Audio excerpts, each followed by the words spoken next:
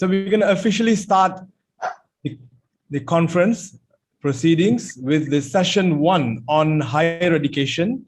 The topic, or rather the theme of the session is graduate employability and talent development, right? The role of higher education. This session will be moderated by Associate Professor Alan Goh. Prof. Alan Goh has over 25 years of experience leading companies and business units in senior management positions, which includes founding 2 companies. He has spent approximately 18 over years of his total 25 years in higher education, corporate training, conducting B2B seminars and conferencing. He's currently serving as a principal of Xijing University's Singapore campus in Xi'an, China, as well as the Hunbridge Institute in Singapore. I welcome Professor Alan Goh to moderate the next session. Thank you. Thank you, Mr. Gopal, for the kind introduction. And thank you for the organizer for inviting me to moderate these sessions on higher education. Higher education is the bedrock of global development agenda. Universities and colleges are breeding grounds for new ideas, innovation, and research that shape key sectors such as healthcare, renewable energy, as well as policies that contribute to the creation of cohesive and equitable societies. Higher education improves human resources, cognitive level skills, and creativity, resulting in increased productivity. Employability skills can be developed through a variety of student learning opportunities and activities that are part of higher education experience, such as self-study, lecture participation, attending seminars, career advising workshops, and participates in work-integrated learning programs. Therefore, in this higher education session, panel 1, the panel of distinguished speakers will examine how higher education will play a role in the talent development and employability of graduates. A little bit on the housekeeping. For the smooth running of the program, Q&A sessions will be taken at the end of each speaker's presentation, and we will have time only for 2 questions per speaker. Do type your questions in the Zoom chat, and we apologize should we be unable to address all your questions. Without further ado, I would like to invite our first speaker. Our first speaker is Senior Professor Sampath Amaratunge, which serves as the chairman of the University Grants Commission of Sri Lanka. Prof has also twice been appointed Vice Chancellor of the University of Sri Jayawardenepura. He has a PhD from Kagoshima National University in Japan on a prestigious Japanese government scholarship. In year 2021, he was awarded with the Order of the Rising Sun by the government of Japan, conferred by His Majesty the Emperor of Japan on foreign nationals who have made distinguished contributions to enhancing friendly relations with Japan. Without further ado, I would like to invite Senior Professor Amaratunge to open our sessions on graduate employability and talent development, the role of higher education. Prof.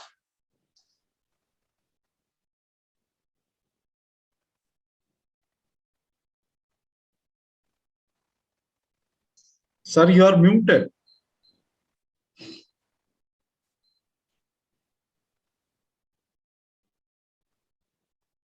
Thank you very much.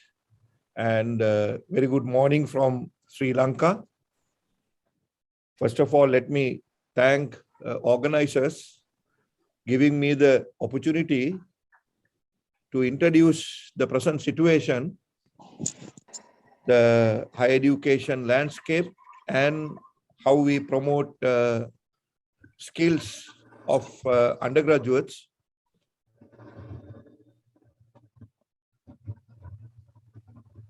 So this is the introduction.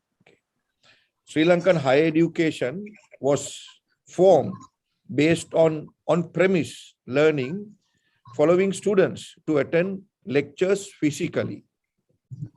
We have not developed the infrastructure in order to have lectures online.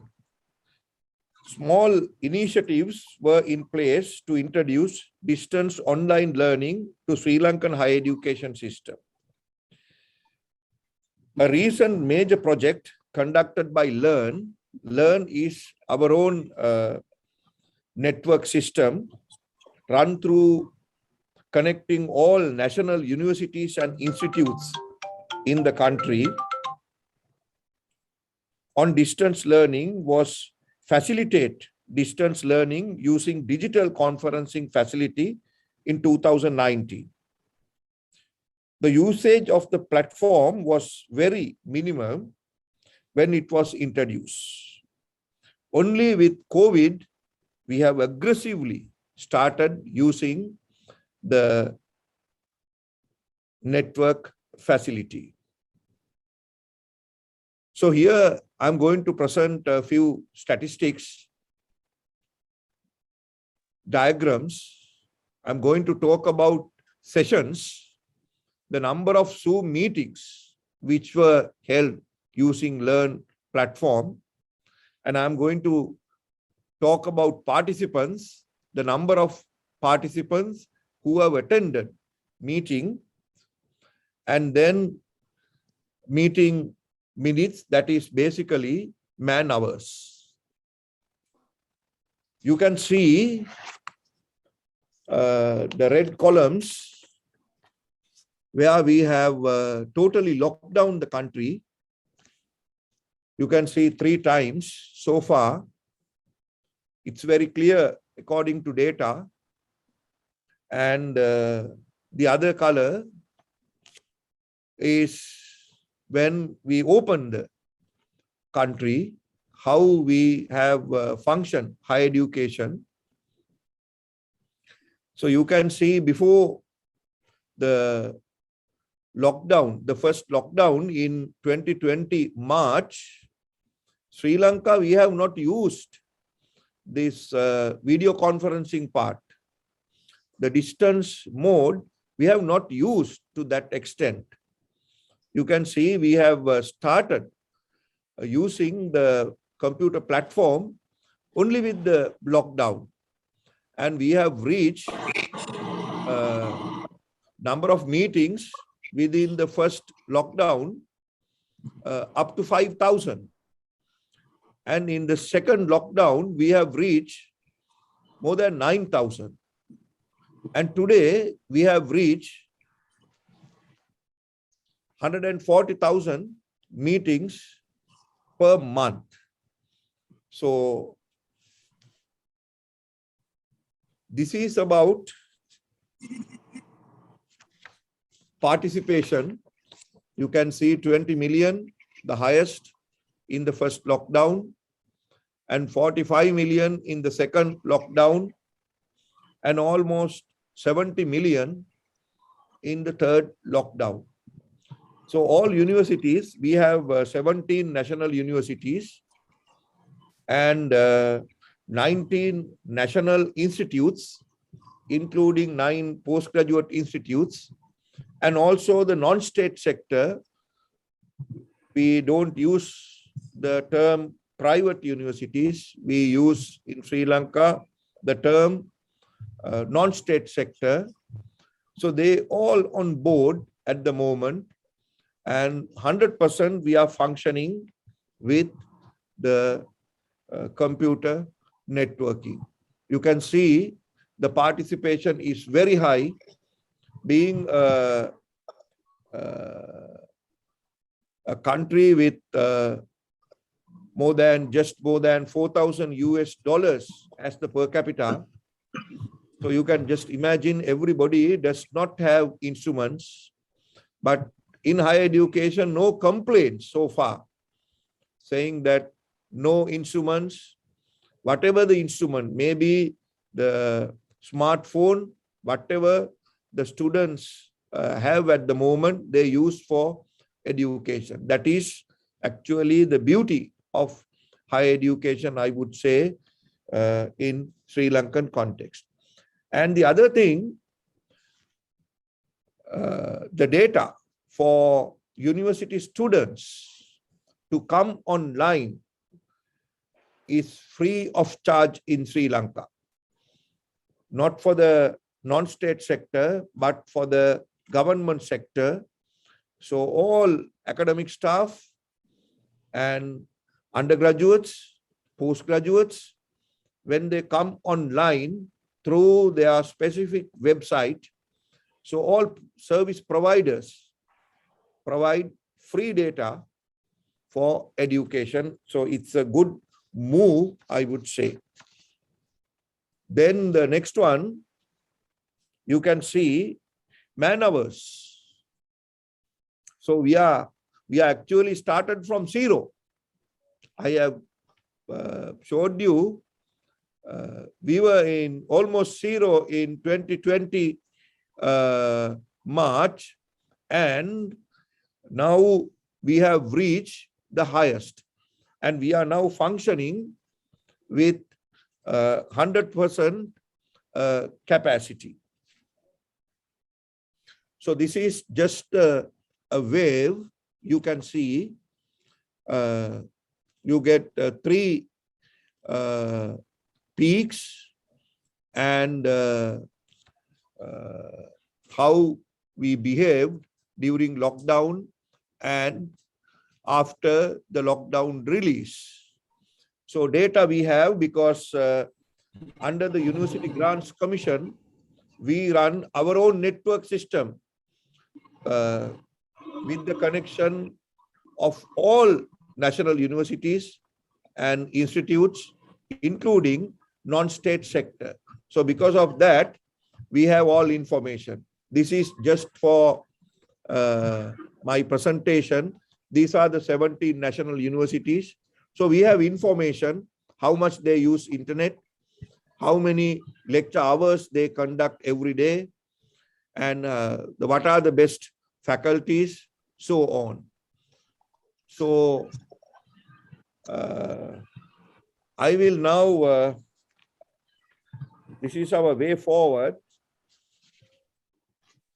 Statistics suggest that there was an exponential growth in the adoption of online learning with the lockdown restrictions announced for COVID-19.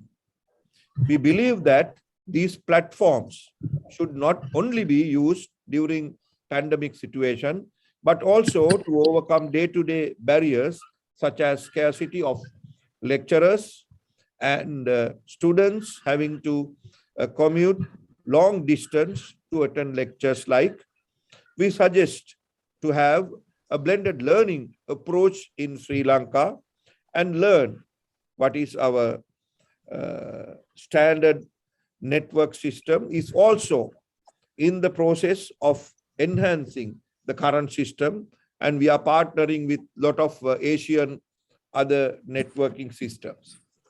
So then I will just introduce skill development in Sri Lankan national universities.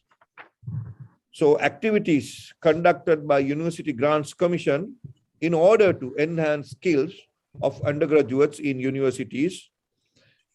We have set up career guidance centers in each and every university. So through Career Guidance Standing Committee, which is located at University Grants Commission, established under the Section 4.2 of the Universities Act 1978 and the Circular 934 on strengthening career guidance services in universities. Conducted skill development programs to all universities through John Keel's Foundation, the biggest conglomerate in the country, joined with all universities with the University Grants Commission to train people for skill development. Providing opportunities for staff of career guidance units in state universities to participate international conferences on career guidance, etc. programs conducted by career guidance units for students of universities reported separately to the Standing Committee of University Grants Commission. Series of workshops conducted under World Bank project, funding for entire staff training as well.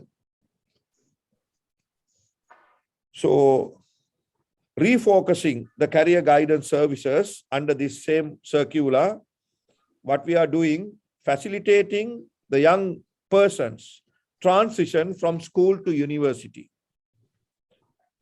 counseling and advising on careers, employability skills enhancement, career-related information provision, networking with industry, the private sector especially, availing work experience, graduate placements,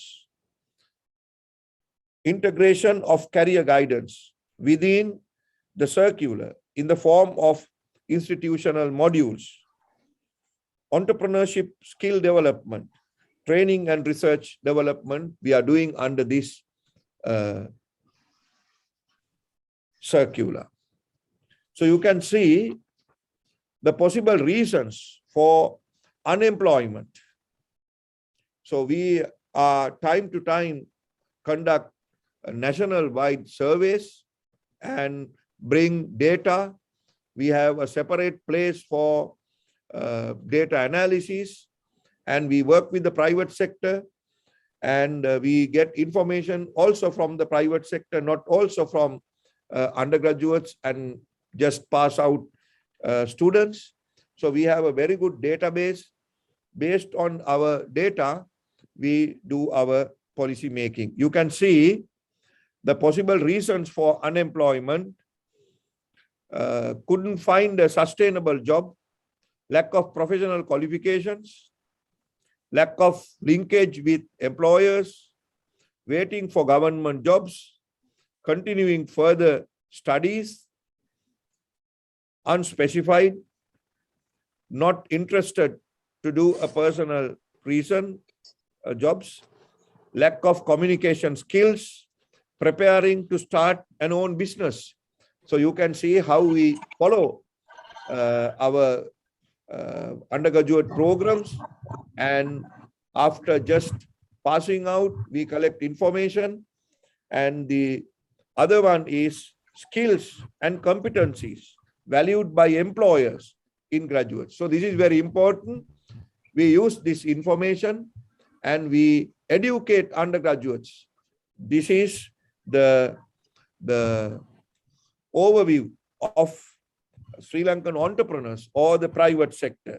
Communication skills, a term working skills, good reading and writing skills, ability to adopt and act in new situations, analytical and problem-solving skills, effective use of IT, English language, so on. I'm not going to read out each and every part. So you can see how we maintain our database in order to achieve skill development in the country.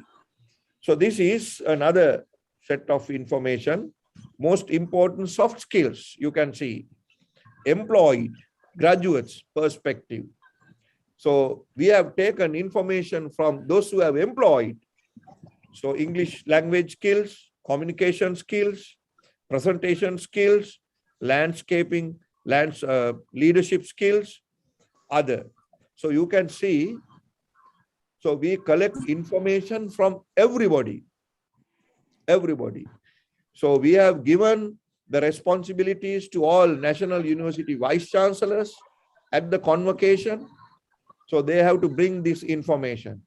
So we set up our questionnaire, the national-wide common questionnaire, and vice chancellors responsible to get information from each and every person and submit to the University Grants Commission.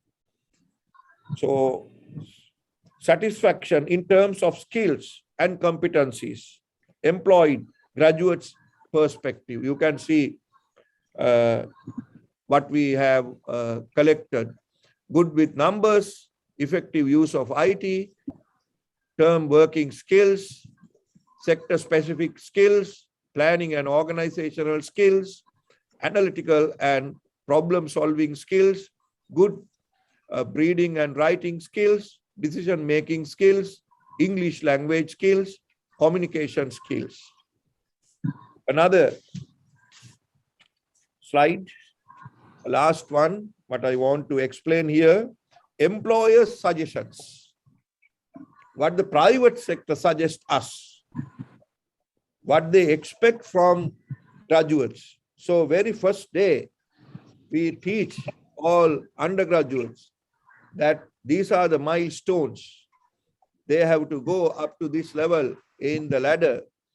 For this purpose, we have set up career guidance units in all universities. All students are members of this career guidance and extra modules to improve soft skills. You can see we bring time to time private sector to universities, and we request them to share their thoughts and experience, and they work with undergraduates. More exposure towards working environment. So here in Sri Lanka, to get a degree, the practical component is a must, essential. So everybody needs to work at least 6 months in the industry in order to get the degree. So working in the industry is a credit earning course. So this is the way how actually, we are functioning. And 2020 beginning, we started from the zero and reach functioning 100% at the moment online. And the employability is this. And we don't have problems in medicine, sciences, engineering, and management as well. 80%, 90% we get employability after 3 months of final results. We have problem in humanities and social sciences, and we are working towards this area to have high employability. Thank you very much. And again, I want to thank especially organizers. Thank you, Prof, for a very interesting update on the activities in Sri Lanka in the higher education arena. So now we'll have some time to take 2 questions. If you can type in the chat box, we can then post the questions for Prof to answer.